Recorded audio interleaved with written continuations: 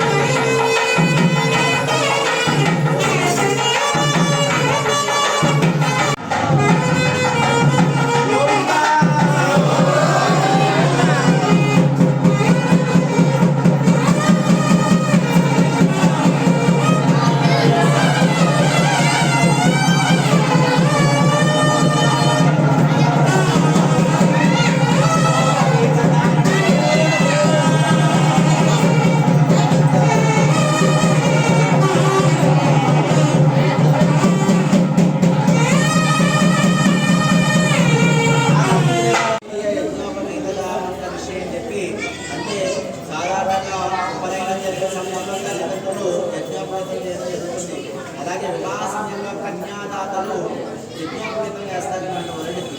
ఆ విధంగా ఈరోజు వరుడిగా ఉన్నటువంటి స్వామివారికి కన్యాదానం చేసేటువంటి దంపతుల చేతులనే యజ్ఞోపవీతాలు చేయడం జరిగింది.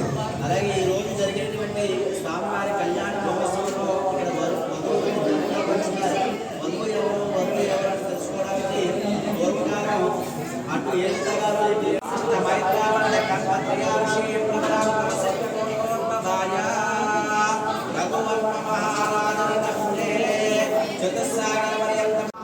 ఏదైనా ఒకటి కొమ్మ మొదటి ఏదైనా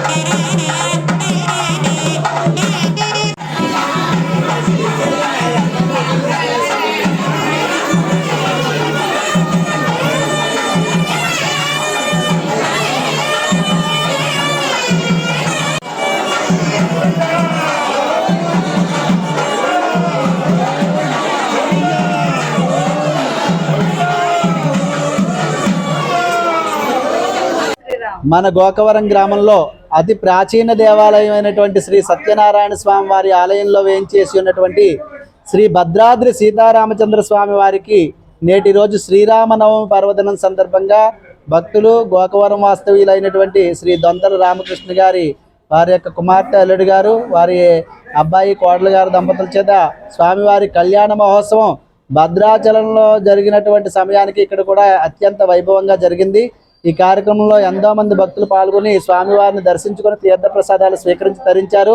ఈ ఆలయం యొక్క ప్రత్యేకత ఏంటంటే భద్రాచలంలో ఎలా ఉంటారో స్వామివారు అలాగే స్వామి అమ్మవారు కూడా ఒకే శిలా విగ్రహంగా ఉండడం ఇక్కడ దర్శనం ఇవ్వడం ఈ ఆలయం యొక్క ప్రత్యేకత. ఇది అతి పురాతనమైన దేవాలయంగా గోకవరంలో అభివృద్ధి చెందింది. జై శ్రీరామ్, జై జై శ్రీరామ్.